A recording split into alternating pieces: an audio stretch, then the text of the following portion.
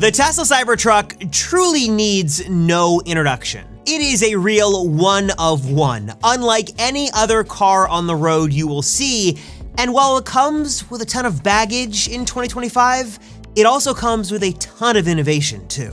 And for this video, I want you to suspend what you think about the Cybertruck. Whether you love it or you hate it, put that off to the side for a moment, because looks can certainly be deceiving. For this one, let's look at the data, what's working, what's not with Cybertruck. Let's crunch the currents with recurrent, and let me tell you what you might love and hate about the Cybertruck in 2025, and why one of the most polarizing designed vehicles out there might just be the one you've been waiting to put in your garage or driveway. Seriously, there's a lot to like.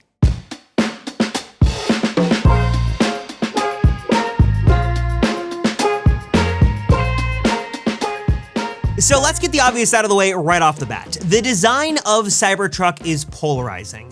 It is either going to stick out like a sore thumb, some might even compare it to a dumpster, while others might see it as being unique and different and unlike any other vehicle on the road in the best ways possible. And while it's definitely, certainly available from the factory in its classic signature stainless steel, many have chosen to wrap their Cybertrucks either in different designs or colors or even just sort of a more muted matte black. And obviously you've got to get past that design, but once you do, you will find there is a lot to like about Cybertruck. For example, you've got outlets on the interior and the exterior. You've got a powered frunk. You've got an enormous truck bed and a cavernous amount of space on the inside.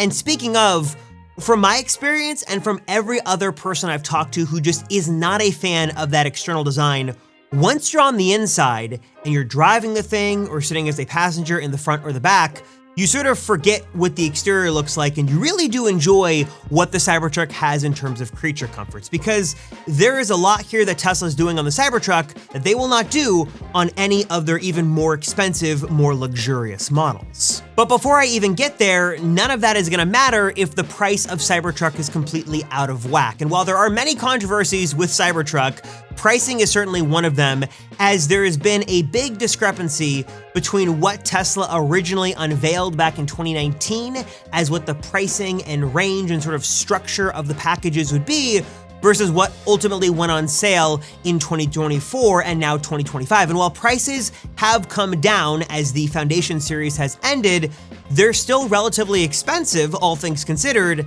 and the range is not what was promised. As of filming, the Cybertruck is available in 3 different configurations, ranging from $62-ish thousand up to $100,000 for the triple motor Cyber Beast. Of course, range and performance is going to vary based off of the configuration of Cybertruck you go with. And a couple other interesting data points here from Recurrent we can sort of dig into is if you're looking at fast charging and fast charging performance, you can add 100 miles to your Cybertruck in about 18 minutes. And also at freezing temperatures, Cybertruck can retain about 83% of its overall range. And the range factor here obviously is a big deal with Cybertruck, and the most amount of range you can get is with the base configuration model, but something to keep in mind is you're actually giving up a lot to gain that extra range with this model in particular, because this base model is losing a lot of the more creature comfort Cybertruck has to offer, things like the power tonneau cover, you don't get leather seats, you're missing a rear screen, and a bunch of other things with that base model, though it does pack the most range. And also with that being said, the promised range extender that was supposed to be a big problem solver in the range department has been very, unceremoniously canceled from Tesla. So range is just not what was originally promised. It's not terrible on Cybertruck, but I think it's certainly not the most efficient electric truck of 2025. Once you sort of can get past that, if you can, there is still a lot that Cybertruck has working for it to its advantage. I have spent a lot of time with Cybertruck, and for me, there are really 2 big sort of areas of advantage that it has over the rest of the Tesla lineup and the general competition. For one, of course, it is a truck, so it's got a full-size truck bed equivalent to what you'd find on an F-150. It's got those power outlets in the back of the vehicle as well, so you can plug in tools and chargers and things like that.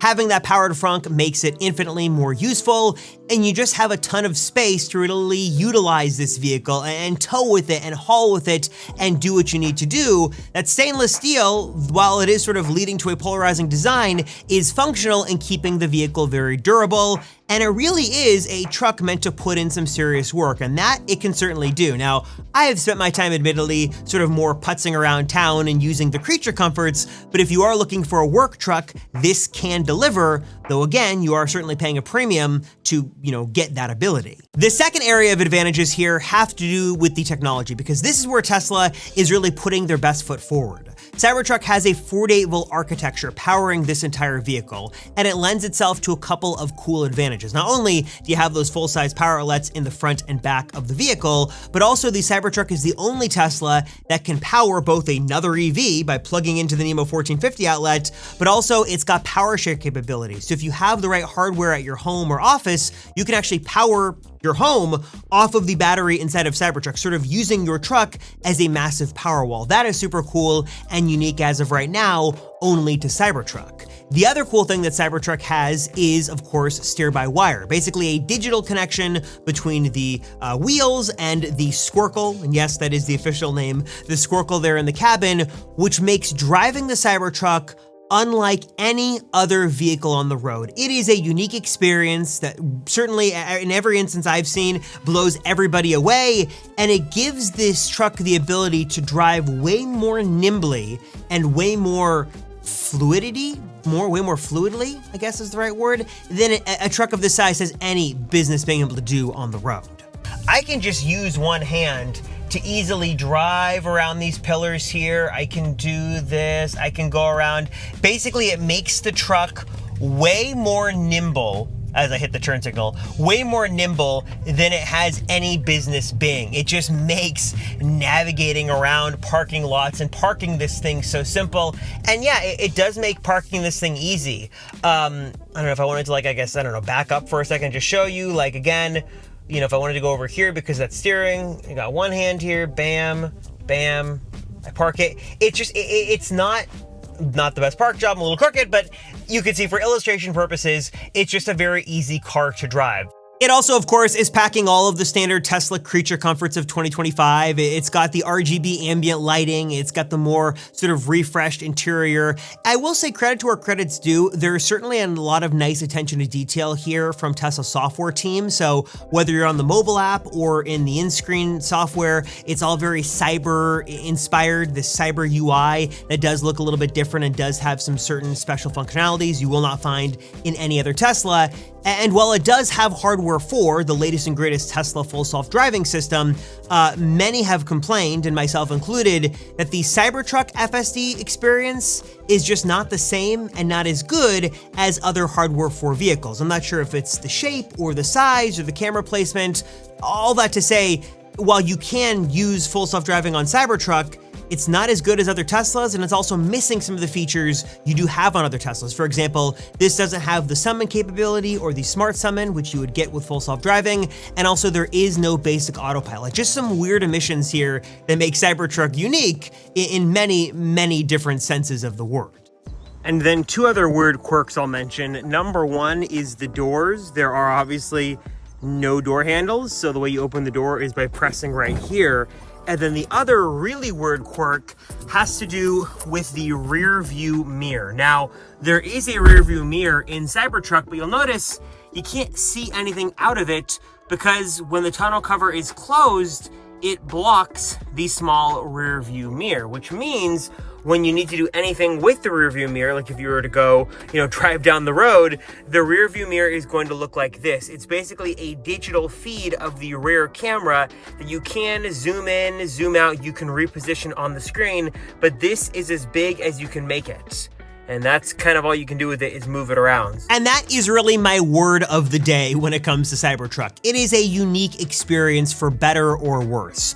The design, it's certainly something you've got to wrap your head around. Literally, it is a very big polarizing stainless steel triangle.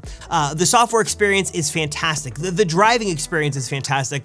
While there certainly are shortcomings when it comes to price and range and efficiency and features, once you get in there and you start driving it, not once, not twice, but days and weeks and months at a time, there is so much to love. And what I've heard from so many out there is once they get over those factors and they sort of live with the truck, they will admit it is the best vehicle they have ever owned. Despite the controversy, despite the baggage, there is so much to love about Cybertruck. It is unique in all senses of the word, but is a unique truck that I think many of you guys are actually really going to like, and dare I say, even love. It's really, really good. So that's kind of the story of Cybertruck in 2025. As things change on Cybertruck, we will certainly let you know. And if you're looking at other EVs in 2025, maybe from the competition, Rivian, Lucid, maybe you're looking in the Tesla family at the 3 or the Y, we've got you covered here on the Recurrent channel with a bunch of different videos on your different EVs to shop for in 2025. So check out the other videos we've got on this channel.